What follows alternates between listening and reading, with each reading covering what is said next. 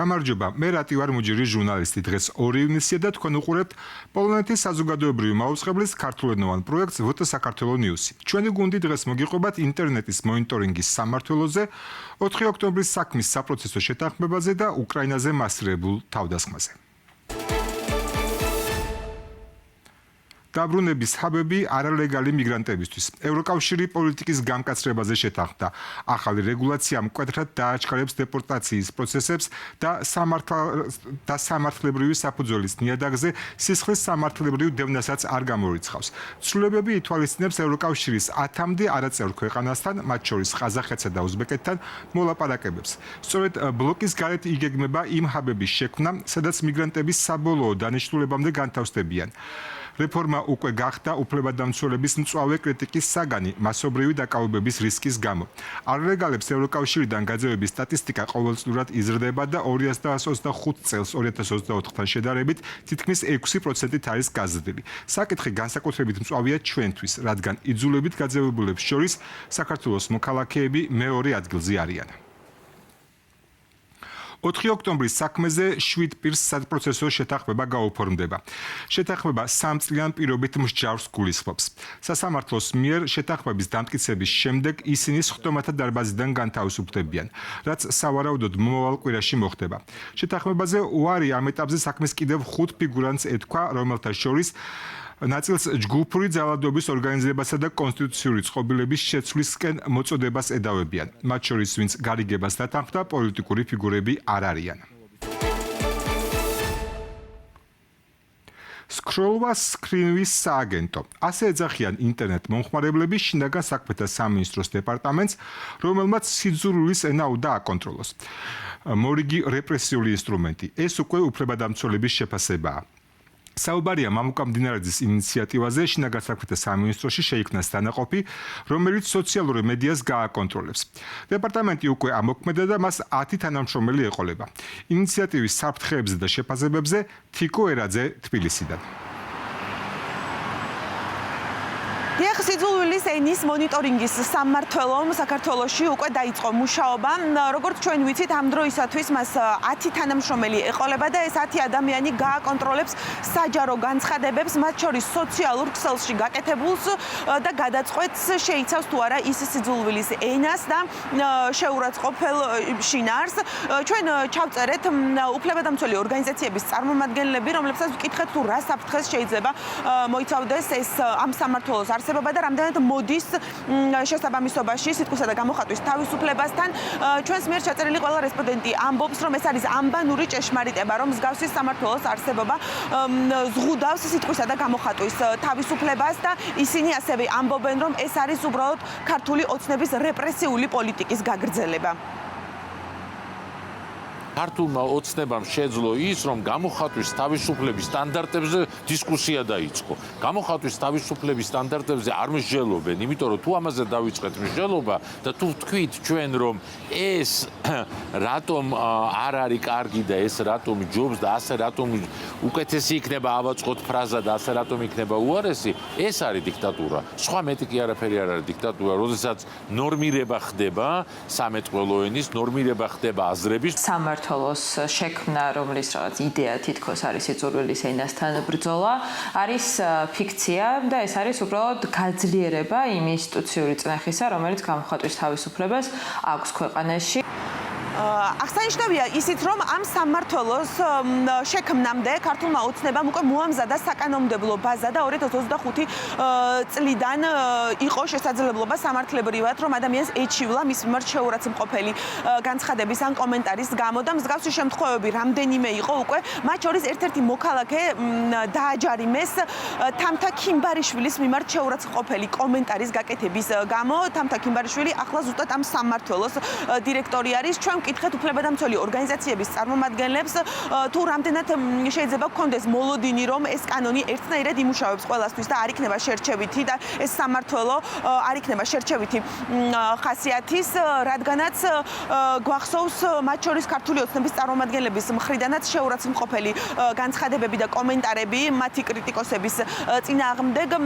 არასამთავრობო ორგანიზაციების წარმომადგენლები ამბობენ, რომ მსგავსი სამმართველოს და მსგავსი რეპრესიული კანონების არსებობა ქვეყანაში განსაკუთრებით სახიფათოა და საშიშია იმ ფონზე, როცა ქვეყანაში არ არის დამოუკიდებელი ინსტიტუციები და მათ შორის არ არის დამოუკიდებელი სასამართლო. მოლოდინი რომ აქ რაიმე აღსრულდება ისე როგორც ამას კონსტიტუცია შეიძლება მოითხოვდეს, არ არის ორი მიზეზის გამო. პირველი ეს არის მატერიალური ბაზა, კანონმდებლობა, რომელიც თავის შინაარსით ვერ აკმაყოფილებს თანაზომიერების ტესტს, განჭვრეტადობის ტესტს, რასაც ნებისმიერი კანონის ხარისხის პროტოკოლი მოითხოვს ასეთ შემთხვევაში და მეორე და უმთავრესი მიზეზი ინსტიტუციური დამოუკიდებლობის ძალიან მნიშვნელოვანი გამოწვევა, რომელიც ვლინდება როგორც შინაგან საქმეთა სამინისტროს წარმომადგენლების ქმედებებში, ასევე თავად სასამართლო პრაქტიკაში, რომელიც ფაქტობრივად ნოტარიუსის ფუნქციით ოპერირებს. ის რომ აი თქვენ თუ ჩვენ გვაგინებთ, ახლა ჩვენ შეგაგინებთ თქვენ, ეს არ არის პრინციპი, იმიტომ რომ მას თქვენის ვალდებულება აქვს, მას აქვს სწორედ ის ვალდებულება, რომლითაც ის უნდა გაჩერდეს, იმიტომ რომ მან მიიღო გადაწყვეტილება, რომ მოვიდეს ხელისუფლებაში. თავად ქართული ოცნების წარმომადგენლები პოზიტიურად აფასებენ ამ სამმართველოს შექმნას და მის დადებით მხარეებზე და მნიშვნელობაზე საუბრობენ. ისინი ამბობენ, რომ ამ სამმართველოს მიზანი არის საჯარო სივრცეში სიძულვილის ენის აღმოფხვრა და პოლარიზაციის შემცირება საზოგადოებაში. მათივე თქმით, სახელმწიფოს ვალდებულება არის, რომ დააბრუნოს საჯარო სივრცეში სიძულვილისგან თავისუფალი ლექსიკა. ისეთი ქმედებები, რომელიც უხეშად არღვევს სხვა ადამიანის უფლებებს, მის პატივსა და ღირსებას ეხება ძალიან ცუდად. ამისი პრევენციისათვის შემუშავდა ჩვენს მიერ ახალი მიდგომა, რომელიც რა თქმა უნდა ერთ დღეში და ერთ თვეში ვერ მოახერხებს პრობლემის აღმოფხვრას, მაგრამ იქნება პირველი ქმედითი რეალური ნაბიჯი იმისათვის, რომ ეს გახლეჩვა, ეს სიძულვილის ენა ბოროტებამდე მისული შეურაცხყოფა ერთმანეთის იქნას აღმოფხრილი. სიძულვილის ენის მონიტორინგის სააგენტომ საქართველოში 1 ივნისს დაიწყო მუშაობა და შესაბამისი დარღვევის აღმოჩენის შემთხვევაში სასჯელი არის ჯარიმა ან ადმინისტრაციული პატიმრობა. ეს იყო თინა თინერაძე თბილისიდან და მაინც სად გადის ზღვარი გამოხატვის თავისუფლებასა და სიძულვილის ენას შორის. როგორია თმენის ვალდებულების პრინციპები და რა არის დასავლური პრაქტიკა. უთა საქართველოს ნიუსის კითხვებს სოციალური სამართლიანობის ცენტრის ხელმძღვანელი თამთა მიქელაძე პასუხობს. გამარჯობა, მადლობა რომ დრო გამონახეთ. რა არის სიძულვილის ენა? რა შეიძლება ამათ ჩაითვალოს? სად გადის ზღვარი, ამის ძიება ხშირად რსულიც არის ხოლმე, თუმცა რა თქმა უნდა აქ შეგვიძლია რამდენიმე ძალიან მნიშვნელოვანი კითხვა დავუშვათ, ხო?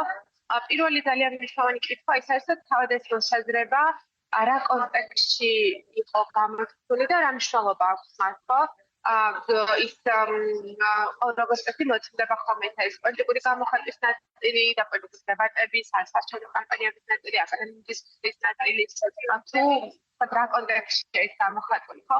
ან ის ვის წინააღმდეგ არის მიმართული, რა კონკრეტული ისტორიულად დისკრიმინირებული, მარგინალიზებული ჯგუფების მიმართ, გასობრივი, ეთნიკური, რელიგიური, მიგრანტების მიმართ, თუ კონკრეტულად ვის მიმართ, ხო? და ასევე რა არის თავად გამოხატვის შინაარსი, ხო? ის მოსაზრებას აფიქსირებს რაღაცა ტიპის თანხმოებას, ხო? თუ სიძულვილისკენ მოწოდებას აკეთებს და კონკრეტული ჯგუფების სტიგმატიზებას ან დემონიზებას. თამთა რა მინდა დაგაკონკრეტებინო, რამდენად აქვს მნიშვნელობა, რა გავლენის მოხდენა შეუძლია თავად გამომთქმელ პირს, როგორია მისი გავლენა? როგორც ეს საგამოხატვის თავისუფლების დარღვევას აფასებს იგივე ადამიანის უფლებების სასამართლო, მისთვის ძალიან მნიშვნელოვანია ეს ფაქტორი, ხო? თუ ვინ აკეთებს, რამდენად ფართო დაფარვა ექნება, რა კონტექსტში აკეთებს და იმ კონტექსტში ხარ იქნება საკითხების ახალისების რისკები. ხო, ამიტომ ეს საკითხი ნამდვილად ძალიან მნიშვნელოვანია. თუმცა ამავდროულად უნდა ითქვას, რომ სამართლებრივ სისტემებში არსებობს განსხვავებული ტრადიცია და მიდგომა სიძულვილის ენის რეგულირებასთან დაკავშირებით.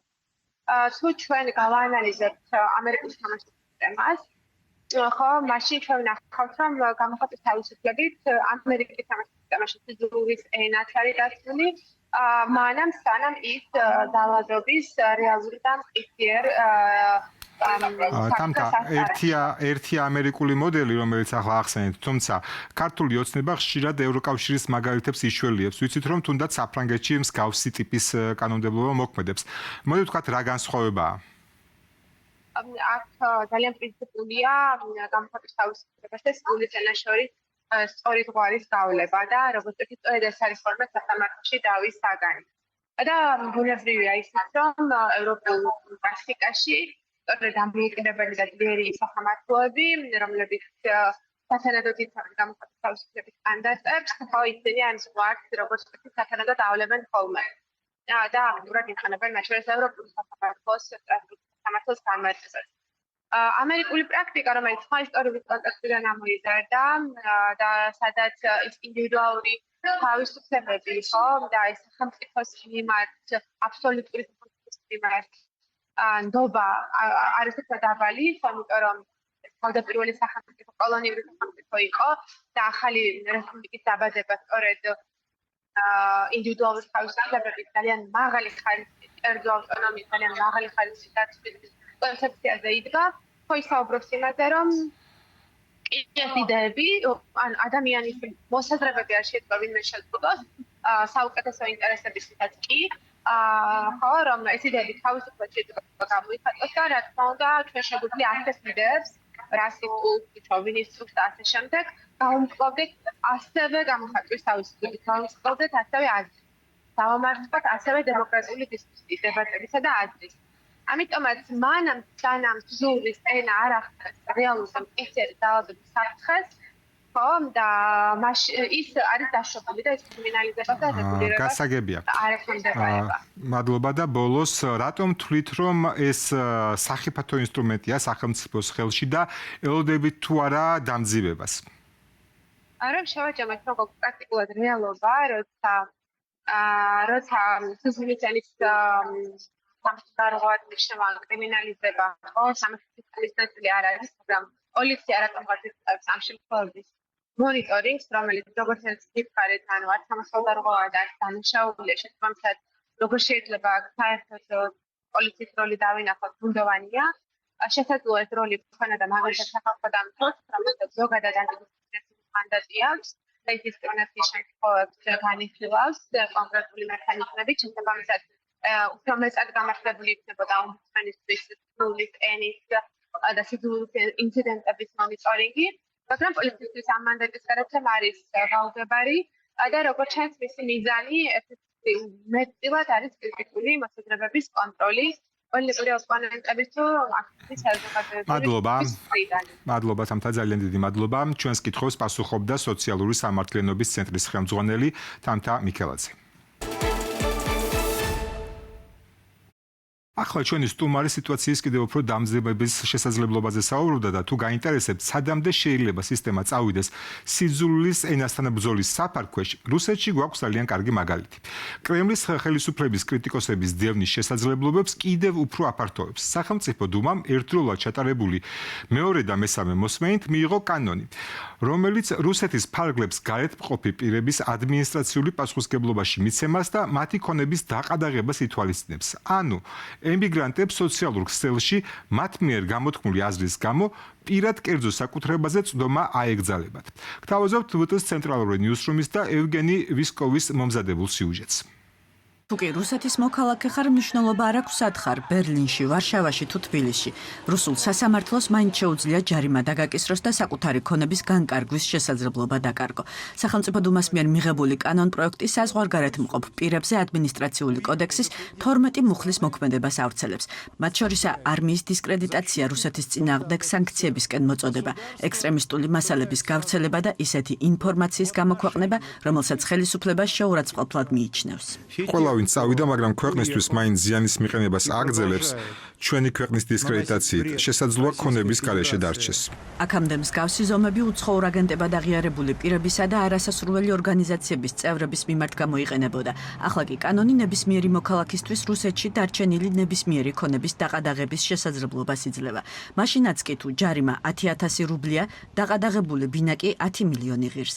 ფორმალურად ეს კონფისკაცია არ არის, თუმცა დაყადაღებული ქონების გაყიდვა, გაჩუქება ან გაქირავება შეუძლებელი ხდება, თანაც სასამართლოს მიერ ბრალის დამტკიცების გარეშეც. ადამიანი სრულად დაკარგავს რუსეთში არსებული ქონებით სარგებლობისა და შემოსავლის მიღების შესაძლებლობას. მას აღარ ექნება საშუალება რუსეთში ფული გამოიმუშაოს და ქვეყნის ფარგლებს გარეთ გაიტანოს. ფაქტობრივად მათ სურთ ადამიანი რუსეთისთვის მოკვდეს და მასთან ერთადერთი შესაძლო კავშირი კოლონიაში ან ციხეში ჩასვლა იყოს. საზღვარგარეთ ნათქვამი სიტყვებისთვის პასუხისმგებლობის გაფართოების იდეა პირველად ჯერ კიდევ 2023 წელს გაჩნდა, თუმცა მთავრობის შეფასებით კანონპროექტის ის ვერსია საკმარისად მკაცრი არ იყო. მეორე ვარიანტი უცხოეთში მყოფ რუსეთის მოქალაქეებზე ადმინისტრაციული კოდექსის სრულად გავრცელებას ითვალისწინებდა. მესამე მოსმენისთვის კი არჩევანი 12 მუხლზე შეჩერდა. ამ საკითხს ბუნებრივია პუტინი წყვეტს და არასახელმწიფო დუმა. ამ კანონპროექტის მიღებას რამდენიმე თვის წინაც ელოდნენ, თუმცა მაშინ არ მიიღეს. როგორც ჩანს, ახლა მისი დრო დადგა. თუ მეორე მოსმენაზე გამოიტანეს, დიდი ალბათობით ყველა აუცილებელ ეტაპს გაივლის. საზღვარგარეთ მცხოვრები რუსეთის მოქალაქეების დევნის ახალი საფუძვლებიდან ერთ-ერთია სახელმწიფოს მიმართ აშკარა უპატივცემულობის გამოხატვა შეუფერებელი ფორმით. პრობლემა ის არის, რომ რუსეთის კანონმდებლობაში ტერმინი შეუფერებელს საყოველთაოდ მიღებული იურიდიული განმარტება არ აქვს. ინფორმაცია შეიძლება იყოს ზუსტი ან არაზუსტი, კორექტული ან არაკორექტული, მაგრამ ისინი თავად ამბობენ სახელმწიფოს შესახებ შეუფერებელი ინფორმაცია. სინამდვილეში შეუფერებელი თავად ეს სახელმწიფოა, რომლის შესახებ შეიძლება მხოლოდ სიმართლე ითქვას. სახელმწიფო შეიძლება იყოს შეუფერებელი, ინფორმაცია კი არა. უფლებადამცველების აზრით, სისტემა წლების განმავლობაში ეწყობოდა სიტყვებისთვის ეფექტური დევნის მექანიზმის შესაქმნელად. ახლა, როდესაც რუსეთის საპროტესტო მოძრაობის ლიდერები ან ემიგრაციაში არიან, ან ციხეში, ხელისუფლება იმას აკეთებს, რაც ყველაზე კარგად გამოსდის. დევნის მათ, ვისაც ხელი მიუწვდება. შესაბამისად, რისკის ქვეშ არიან ათასობით ინტერნეტ მომხმარებელი, რომლებმაც ერთხელ მაინც დაწერეს კრიტიკული ან ემოციური კომენტარი. რუსეთი საკუთარ მოქალაქეებზე კონტროლის გაზრდის პარალელურად აგრძელებს უკრაინის მოქალაქეების ტერორს. 729 სამიზნე უკრაინის ცაზე. მორიგი მძიმე ღამის შემდეგ 12 მშვიდობიანი მოქალაქე დაიღუპა, მათ შორის ბავშვები, არიან დაშავებულებიც. თავდასხმის ძირითადი სამიზნე დედაქალაქი კიევი იყო. იერიში ერთდროულად 8 რაიონზე მიიტანეს. ამას გარდა აფეთქებები დაფიქსირდა დნიპროში, ხარკივში, ზაპოროჟიესა და პოლტავაში. 729 რუსული სამიზნიდან უკრაინელებმა 642-ის განადგურება შეძლეს, მათ შორის 11 ბალისტიკური რაკეტის, 9 ფრთოსანი და 602 დრონის, თუმცა ეს საკმარისი არ აღმოჩნდა. ეს არის პუტინის სასუწარკვეთილი ტერორის გაგრძელება, ასე შეაფასა უკრაინის საგარეო საქმეთა მინისტრმა მომხდარი და კიდევ ერთხელ მოუწოდა საერთაშორისო საზოგადოებას უკრაინის დახმარებისკენ. იტალია კი რესპუბლიკის დღეს აღნიშნავს. წელს ქვეყანამ მნიშვნელოვანი თარიღი რესპუბლიკის გამოცხადებიდან 80 წელი იზეიმა. საზეიმო ღონისძიებების კულმინაცია იტალიის სამხედრო-საჰაერო ძალების ავიაშოუ გახდა. საპილოტო ჯგუფის თვითმფრინავებმა რომის ცაში იტალიის დროშის ფერები გამოსახეს. იტალიის პრეზიდენტმა პატივი მიაგო უცნობი ჯარისკაცის მემორიალს. ღონისძიება იტალიის სახელმწიფო ჰიმნის შესრულებით დასრულდა. მონარქიის გაუქმებისა და რესპუბლიკური მმართველობის დამყარებას იტალიის მოსახლეობამ ხარი 1946 წელს დაუჭირა. დღეისთვის სულ ეს იყო. არ დაგავიწყდეთ გამოიწეროთ ჩვენი YouTube და Facebook არხები. ჩვენ კი გავაგზავნებთ მუშაობას, რომ მოვიტანოთ თავისუფალი სიტყვა, თავისუფალი ევროპიდან, თავისუფალი საქართველოსთვის. დროებით.